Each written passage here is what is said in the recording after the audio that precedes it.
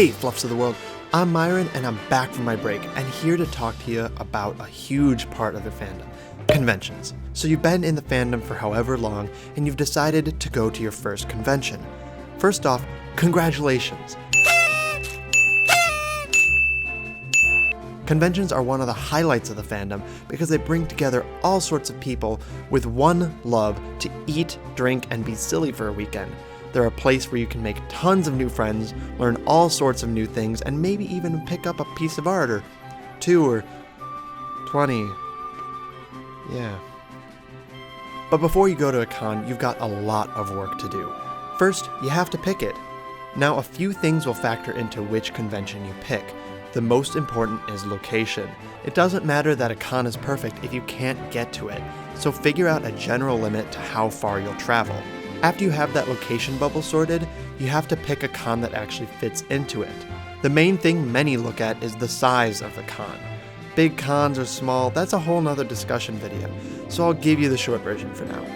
In a nutshell, big cons have a lot more to do at any one point in time, and may come with better dances, better gamers rooms, and bigger name artists and suitors. However, smaller cons are generally more personable and easy to meet people at. Furthermore, the con space of a small con is generally smaller and easier to navigate. Personally, I don't think size makes a big difference for your first con because big or small, your first con is about exposure and meeting people.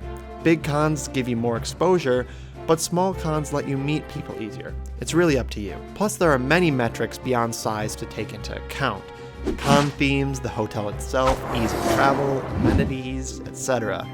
Do your research and ask other furs if you're not sure. We'd love to tell you our con stories. But anyways, now that you've got your con picked, it's time for the logistics. First off, you're going to need to know if you're just making a day trip or if you're staying overnight. If it's a day trip, you don't need to worry about a hotel room. But if you're staying overnight, you're gonna have to get a room. Most furries, myself included, split rooms with friends to make it a little bit cheaper, so I recommend finding some buddies to split the cost with. Regardless of if you're staying or going, if you drive, you're gonna need a parking spot, so plan that ahead of time. Most cons will have parking for you, but sometimes it's limited or costs money. Now once you have that sorted out, you should probably pre-register for the con. What that means is that you pay for your badge ahead of time online so you don't have to wait in line as long.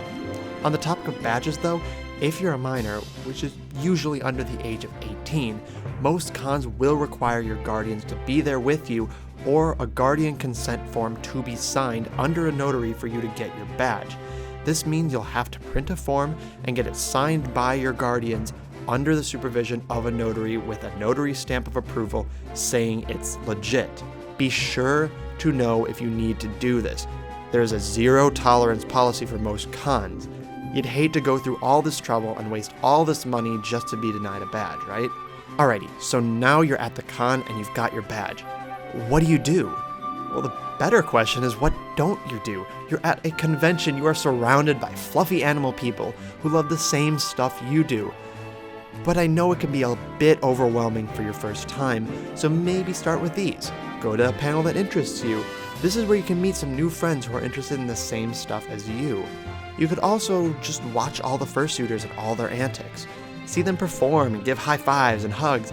See if you can catch the fursuit parade or maybe even some other fursuit events. If you've got a camera, ask them to pose for some pics.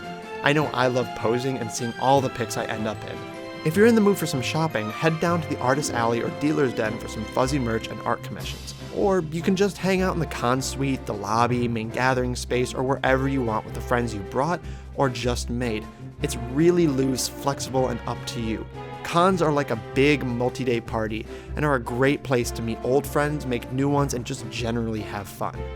Now as the night wears on and the panels end, it's time to get out for the furry nightlife. Hit up the dance or even some room parties. The party really doesn't end when the day's programming does. And that's all there really is. Get creative, go a little bit crazy. It's as simple as that. You're in the perfect place for it. But to wrap everything up, here's a couple of tips I've gathered from others and my own experiences that might help you. First off, you've probably heard this one, but remember E621. No, get that out. No, I don't mean the site, I mean the acronym. E621. Every day, 6 hours of sleep, 2 solid meals, that means a full meal and not some Pop-Tarts and a soda. and 1 shower with soap. This will help keep your immune system at peak condition and will help you fight off the con crud while also ensuring that you have plenty of energy for all of the events. Next, to build off before, please practice good hygiene. It'll drive away the con crud and ensures that you smell nice to others. No one wants to smell a musky husky. So wash your hands, use deodorant, shower, and just generally stay clean. Now you want to make it to all those events, and to do that, you should plan ahead. Get a hold of the schedule in advance and plan it out, but don't feel like you have to hit all of them. Just go with the flow. While you're out there, make sure you have cash and your ID on you. The ID is especially important if you're suiting. In case of an emergency, it's always good to have these things on you. Now for enjoying the con, one easy tip will help you. You know that device in your pocket? Keep it there. You're here for the people here. Keep that phone away unless you are trying to meet up with someone, and I guarantee you will meet more people, see more things, and just have a better, more memorable time. Also, try to stay in the con hotel if you can. For larger cons, the extra hotels around the main one will require a walk of sorts, which can become old really quickly. This is especially true if you're suiting. And if you are suiting, make sure to scout out the con floor first so you know where the headless lounge and anything else important is. Finally, and most importantly, don't worry that you're doing the con wrong. There's no right way to attend a convention. It's a free space where you find whatever you want to do and just do it. I've had cons where I didn't go to a single panel and had an absolute blast. But if you tell yourself you have to do something despite not really wanting to do it, you're just going to dampen your own fun. So relax and enjoy yourself. And if you end up seeing me at one of these conventions, feel free to come talk to me, get a hug, get a pic. I always love to see fans and friends. But until that time or the next video, I've been Myron, and I'll see you guys later.